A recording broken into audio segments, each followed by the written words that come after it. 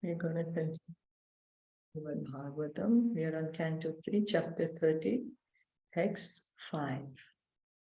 And so, Narakasto apide ham ve na pumam styaptum icchati narakyam nirvrato satyam deva maya vimohitaha. Translation and purport by His Divine Grace, A.C. Bhaktivedanta Swami Srila Prabhupada. The conditioned living entity is satisfied in his own particular species of life. While deluded by the covering influence of the illusory energy, he feels little inclined to cast off his body, even when in hell, for he takes delight in hellish enjoyment. So Lord Kapila has been saying that how the covering potency of Maya is so strong that she covers our real knowledge. Our real knowledge that we are eternal part and parcel of Krishna, she covers it. And she makes us believe that we are in the body, and we get so attached to the body that we think this is the perfect position. I don't want to leave this body, we think. So yesterday we were speaking of the pastime of Lord Indra when he was in the pig's body, that Srila Prabhupada is mentioning here in the purport. It is said that once Indra, the king of heaven, was cursed by his spiritual master, Brihaspati, on account of his misbehavior, and he became a hog on this planet.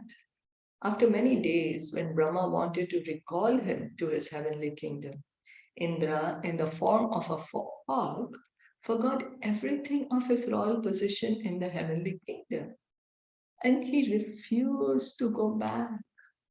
This is the spell of Maya. Even Indra forgets his heavenly standard of life and is satisfied with the standard of a hog's life. So Indra became so attached to the big body. He's like, no, I don't want to go to the heaven. I'm so happy here in my big body with my big wives, with my big children, in my big home. I have such nice sewer and stool to eat and swim about it. He completely forgot he was Indra. This is the influence of Maya. By the influence of Maya, the conditioned soul becomes so affectionate towards his particular type of body that if he's offered, give up this body, and immediately you have a king's body, he will not agree. This attachment strongly affects all conditioned living entities. Lord Krishna is personally canvassing, give up everything in this material world. Come to me, and I shall give you all protection. But we are not agreeable. We think we are quite all right. Why should we surrender to Krishna and go back to his kingdom? This is called illusion or Maya. Everyone is satisfied with the standard of living, however abominable it may be. So Krishna is saying in Bhagavad Gita that just abandon all varieties of religion and you just surrender to me. You just surrender to me and I will take care of all your sinful reactions. Do not fear. But we don't want to surrender to Krishna. We say, why shall we surrender to Krishna? I'm okay over here. I'm all right. So why should I go back home, back to Godhead? I'm all right. And this is Maya. This is the illusory potency of Maya. Atma Jaya Sutagara Pashudravina Bandhushu Nirudamula Hridaya Atmanam Bahumanyate. Such satisfaction with one's standard of living is due to deep-rooted attraction for body, wife, home, children, animals, wealth, and friends. In such association, the conditioned soul thinks himself quite perfect. So this is how we think. That I'm so happy here is my family, this is my body, this is my loved ones, my dear ones, this is my possessions. And we feel, this is it. I'm happy where I am. Although we are not the soul, we are not the body, we are the soul, but we get so attached to the body. This so-called perfection of human life is a concoction. Therefore, it is said that the materialist, however materially qualified he may be, is worthless because he's hovering on the mental plane which will drag him again to the material existence of temporary life. Now, one may hear this and say, what? What do you mean? We have such big names, such big leaders of society, such big leaders of big business houses, enterprises, big companies. And then here we are thinking, Bhagavatam is saying it's all worthless. Well, these people have worked hard, given their whole life, energy, everything to reach to such a prominent material status. It's not easy. Not easy, It needs a lot of hard work to be materially successful also. But Bhagavatam is saying, oh, why is it worthless? Why? Because it is still on the mental platform. Still the person is thinking, I'm the body. And what's going to happen? We will continue to take lives in this material world. We are creating our future lives. So does it mean that we should not work properly in this material life? We should. Krishna tells Arjuna, you have to do your work based on your position in society. We have to do our work to the best of our ability, understanding that work is to be performed for the satisfaction of Krishna. Understanding I'm part and parcel of Krishna. So in that consciousness, we need to work. But if we work with the consciousness that I'm the body and this is my permanent place, then it is worthless because that's not the truth. Then we may get an animal body in the next life. So one who acts on the mental plane cannot get promotion to the spiritual. Such a person is always sure to glide down again to material life. In the association of so-called society, friendship, and love, the conditioned soul appears completely satisfied. So we feel happy. This is my house, this is my family, these are my siblings, this is my work, this is my wealth, my grandchildren, my friends, my society, my parents, whatever. And we feel, oh, I'm so comfortable in this setting without understanding who we truly are. And all this is the potency of Maya Devi. She helps us forget our true selves. Sandhaya mana sarvanga esham udva anadhina karoti averatam muddho duritani durashayaha. Although he is always burning with anxiety, such a fool always performs all kinds of mischievous activities with a hope which is never to be fulfilled in order to maintain his so-called family and society. It is said that it is easier to maintain a great empire than to maintain a small family, especially in these days when the influence of Kali Yuga is so strong that everyone is harassed and full of anxieties because of accepting the false presentation of Maya's family. We can see practically it's happening, Kali Yuga, as the age is progressing, as Kali Yuga is getting more and more, it gets more and more difficult to maintain the family. The anxiety is so high, there is so much disturbance in society. There is not much stability. And so because of that, it gets very difficult to even maintain family here. The family we maintain is created by Maya. It is a perverted reflection of the family in Krishna Lok. So here in material world, we have family life. Why? Because even in the spiritual world, there is family. So the material world is a perverted reflection of the spiritual world. Reality is in the spiritual world. Real family life is in the spiritual world. It's not that the spiritual world is zero or it's completely dark or it's just one big light over there and there's nothing to do. It's just light. No, the reality exists in the spiritual world. That's the reason we have here in the material world.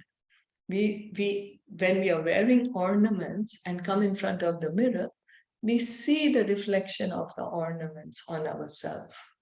Why? Because we are wearing them. If we were not wearing them, we wouldn't see the reflection of ornaments. Similarly, the reality is in the spiritual world. Variety, forms, family life, all that is there in spiritual world. That's why we see it in here in the material world. The only difference is in the material world, it's a perverted reflection. It is not our permanent reality. The permanent reality is in the spiritual world. In Krishna Lok, they are also family, friends, society, father and mother. Everything is there, but they are eternal. So in Krishna Lok, we have family, but we don't have to die, give up one body, again take up another body. No, fixed in one position, fixed in one body, the spiritual body. Because the body in the spiritual world is spiritual, it's not material. So we don't change the body in the spiritual world. Here, as we change bodies, our family relationships also change.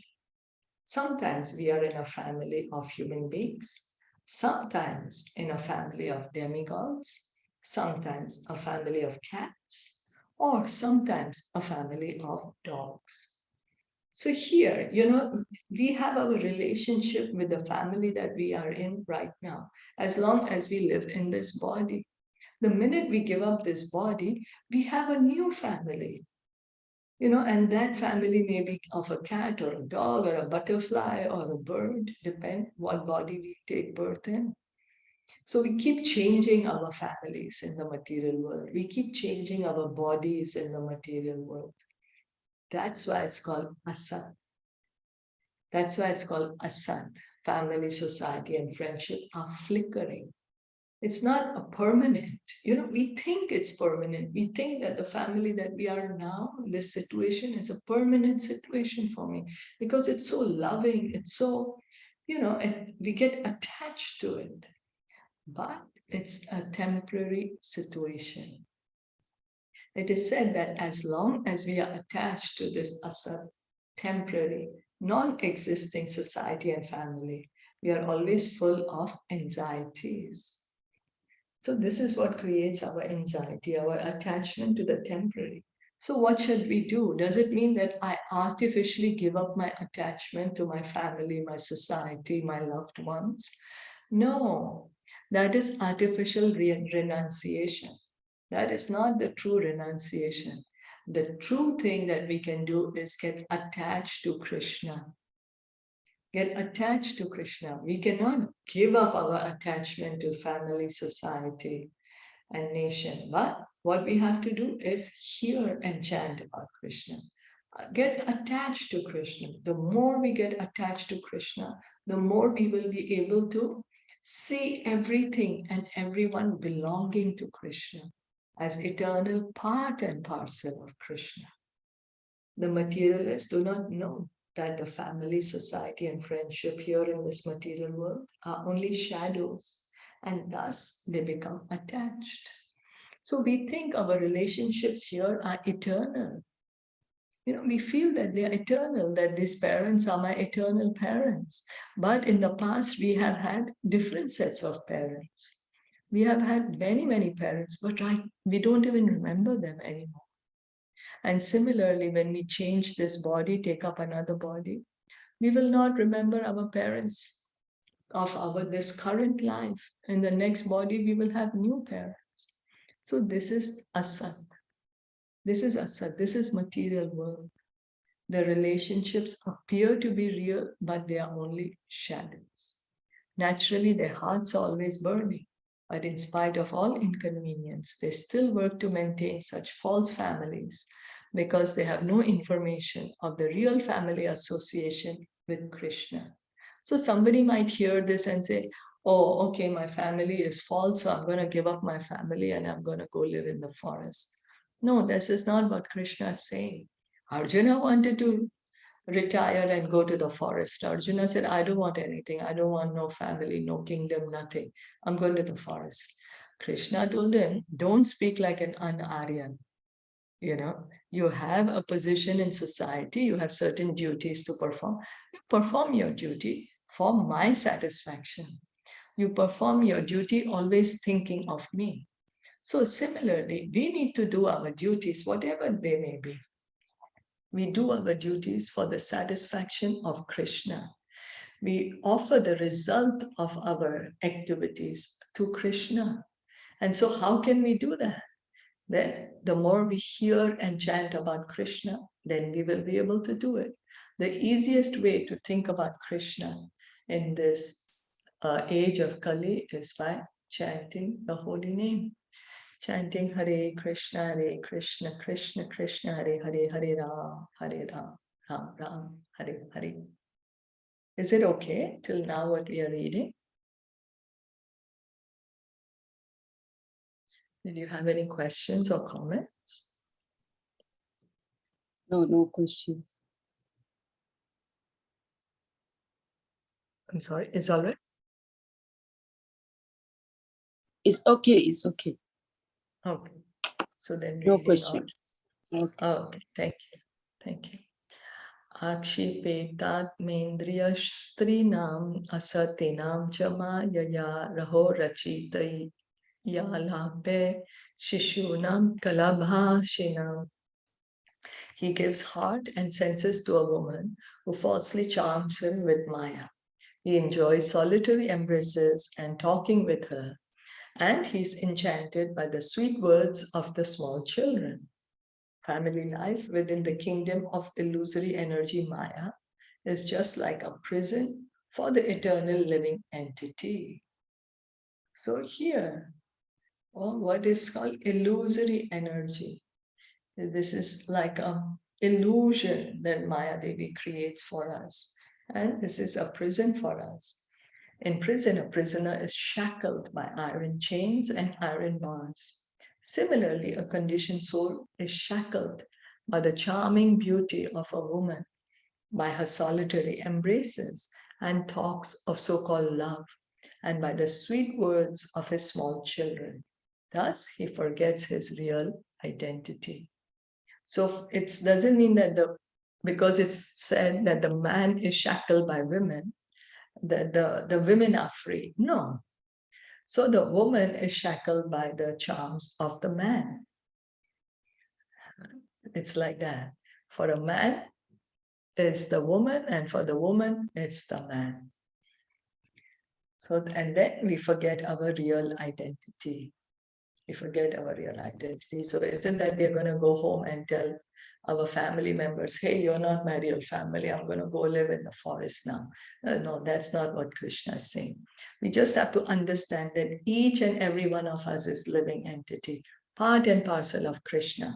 So if I am a living entity, part and parcel of Krishna, so are my family members. Could be my husband or my wife or my children or my parents. And we need to see everyone as a part and parcel of Krishna. Give Krishna consciousness to everyone. Connect everyone to Krishna. In this verse, the words Trinam Asatinam indicate that womanly love is just to agitate the mind of man. So womanly love is to agitate the mind of man, and similarly, to agitate the mind of the woman is the man. It works both ways. Actually, in the material world, there is no love. What happened? All our media, all our advertising, everywhere is promoting love. There's romantic movies, love stories, novels, the great epics. And here Bhagavatam is saying, actually, in the material world, there's no love. What is this? Both the woman and the man are interested in their sense gratification. For sense gratification, a woman creates an illusory love, and the man becomes enchanted by such false love and forgets his real duty. So here in the material world, the relationship is based on sense gratification. You serve my senses, and then I will serve your senses. It's not based on love, but on sense gratification. When they are children, as the result of such combination, the next attraction is to the sweet words of the children. Children really attract our hearts, charm our hearts. We do anything for the children. This is the potency of Maya, the illusion of Maya. The love of the woman at home and the talk of the children make one a secure prisoner, and thus he cannot leave his home.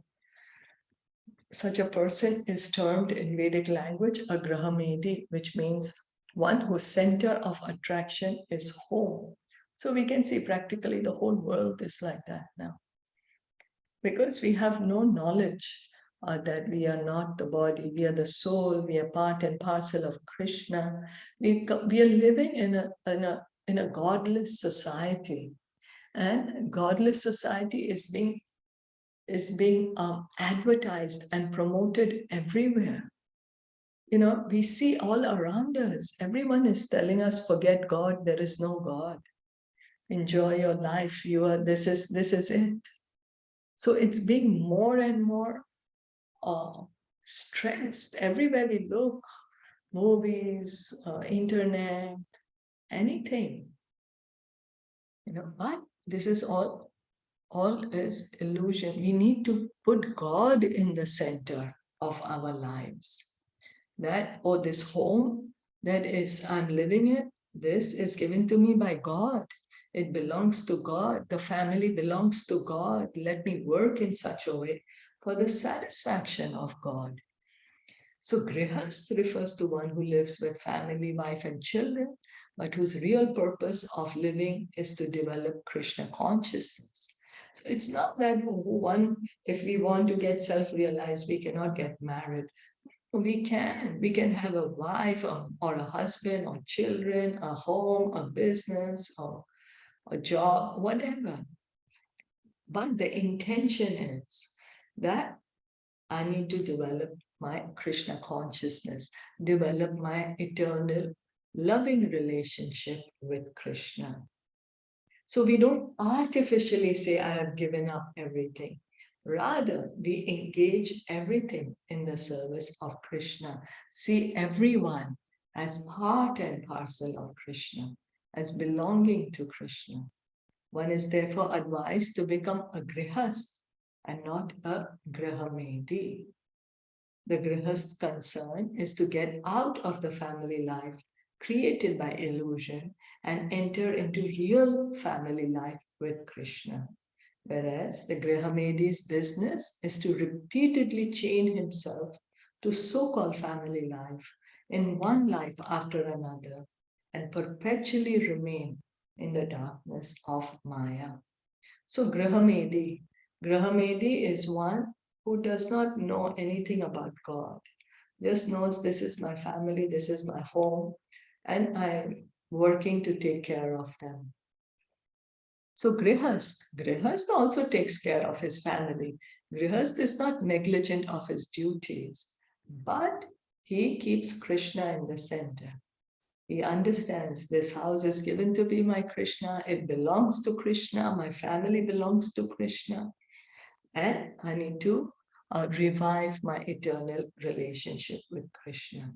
So a Grihast can get liberation, whereas a Grihamedi, he's gonna take life after life, birth after birth in this material world.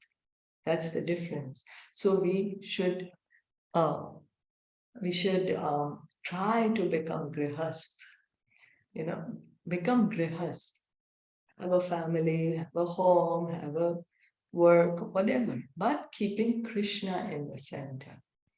Keeping Krishna in the center. So the more we hear about Krishna, the more we chant Krishna's name, then it's easier for us to do this. Is that okay?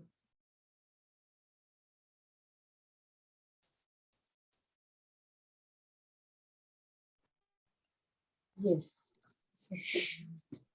It's okay. Perfect. Okay. Thank you. So we'll stop here for today. Srimad Bhagavatam ki jai, Shilpa Prabhupada ki jai, Gaur Bhaktavinda ki jai. Hare Krishna. Thank you so much for listening and enjoying it.